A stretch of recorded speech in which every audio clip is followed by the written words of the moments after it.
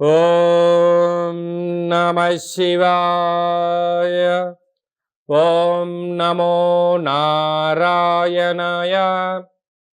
కర్మ నివారణ, సంచిత కర్మ, ప్రారబ్ధ కర్మ, ఆగమిక కర్మ నివారణ, నరదృష్టి నివారణ కాళభైరవాయ నమో నమః. ఓం దిగంబరాయ విద్మహే సింహవాహనాయ ధీమహి తన్నో కాళభైరవ ప్రచోదయాత్. హరి ఓం. మా ఛానల్కి స్వాగతం. చూస్తున్న వీక్షకులకు, ప్రేక్షకులకు, ప్రియ కాళభైరవ భగవద్బంధులకి స్వాగతం పలుకుతూ మమ్మల్ని ఎంతగానో ఆదరిస్తూ ఉండబడినటువంటి ప్రియ సోదర సోదరీమణులకు అందరికీ, సనాతన ధర్మ సంరక్షకులకి, వీక్షకులకు, ప్రేక్షకులకు 2024 సంవత్సరంలో శేషభాగమైనటువంటి 15 రోజులకు వీడుకోలు పలుకుతూ 2025 సంవత్సరానికి స్వాగతం పలుకుతూ ఈ సంవత్సరంలో జరిగినటువంటి అష్ట కష్టాలకు, ఇబ్బందులకు, అనారోగ్యాలకు స్వస్తి పలుకుతూ నూతన ఆనందంతో 2025 సంవత్సరం స్వాగతం పలకాలని కోరుకుంటూ 16/12/2024 నుండి 31 డిసెంబర్ 2024 వరకు పుట్టినటువంటి వారందరికీ కూడా ముందస్తుగా జన్మదిన శుభాకాంక్షలు. అలాగనే గతంలో వివాహం చేసుకున్న వారికి వివాహ వార్షికోత్సవ శుభాకాంక్షలు. ద్వాదశ రాశుల్లో గ్రహ గమనాన్ని ఒకసారి వీక్షింపచేద్దాం. వృషభ రాశిలో దేవగురు బృహస్పతి శత్రు సంచార స్థితి, కర్కాటక రాశిలో కుజ సంచార స్థితి, కన్య రాశిలో కేతు సంచార స్థితి, వృశ్చిక రాశిలో బుధ సంచార స్థితి, ధనుస్సు రాశిలో రవి సంచార స్థితి, మకర రాశిలో శుక్ర సంచార స్థితి, కుంభరాశిలో శని భగవానుడు స్వక్షేత్ర సంచార స్థితి, మీనరాశిలో రాహు సంచార స్థితితో గ్రహ గమనాలు ఈ విధంగా ఉన్నాయి.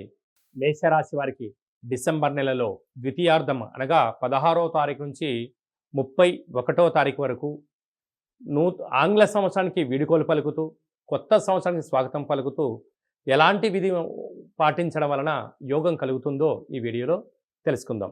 మేషరాశిలో ఏ నక్షత్రాలు వస్తాయనగా అశ్విని నక్షత్రంలోని 4 పాదాలు, భరణి నక్షత్రంలోని 4 పాదాలు, కృతికా నక్షత్రంలోని 1 పాదం కలిపితే మేషరాశి అవుతుంది.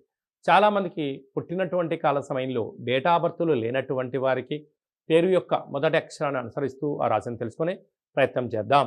చూ, చే, చో, లా, లీ, లు, లే, లో, ఆ అక్షరాల వారందరూ మేషరాశి జాతకులే. మేషరాశి యొక్క అధిపతి కుజ భగవానుడు. వీరికి 2వ స్థానంలో గురు సంచార స్థితి ఉండడం వలన సంవత్సరంలో వీలైనంత వరకు అప్పులు ఇవ్వకపోవడం, అప్పులు తెచ్చుకోకపోవడం ఉత్తమోత్తం. ఈ రెండింటిలో ఏది జరిగినా రాబోయే కాలంలో అంత ఇబ్బందిగా ఉండేటువంటి పరిస్థితి ఉంటుంది.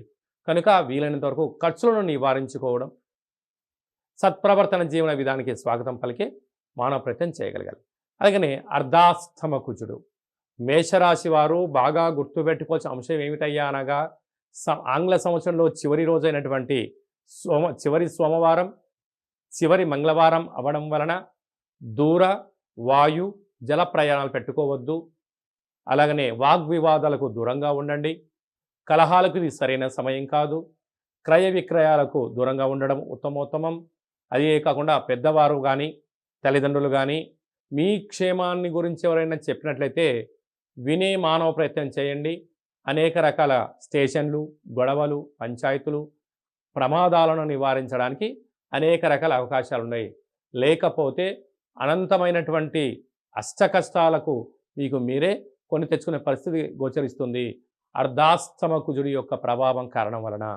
అదే కాకుండా 6వ స్థానంలో కేతు సంచార స్థితి ఉండడం వలన మీకు అన్ని విషయాలు తెలుసు, కానీ పక్కవారితో చేసే ప్రయత్నం చేస్తారే తప్ప మీరు ఆచరించకపోవడము మీ యొక్క విజయానికి మీరే కారకులు అవుతారు.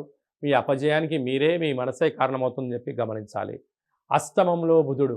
దయచేసి ఈ సంవత్సరం చివరిలో ఏది మీరు కొత్తగా ప్రారంభించకపోవడమే ఉత్తమోత్తమం. భాగ్యస్థానంలో రవి సంచార స్థితి ఉన్నప్పుడు భార్య మాట భర్త, భర్త మాట భార్య, ప్రేమికులు సైద్యంగా ఉండే మానవ ప్రయత్నం చేయండి. రాజ్యస్థానంలో శుక్ర సంచార స్థితి ఉండడం వల్ల ఉద్యోగ ప్రయత్నం చేసేవారికి నూతనమైన ఉద్యోగము, వాహనము, ఐశ్వర్యము, బంగారు ఆభరణాలు, నూతన వస్త్రాలు, క్రయ విక్రయాలు మీకు యోగదాయకం. లాభస్థానంలో శని, మీరు ధర్మంగా ఉన్నంత వరకు విజయం మీ సొంతమవుతుంది. వ్యయంలో రాహు, దయచేసి చెప్పుడు మాటల చేతని, వీకెండ్ పార్టీలని, వీకెండ్ వినోదాలని ఈసారి పెట్టుకోకపోవడం ఉత్తమోత్తంగా భావించగలగాలి.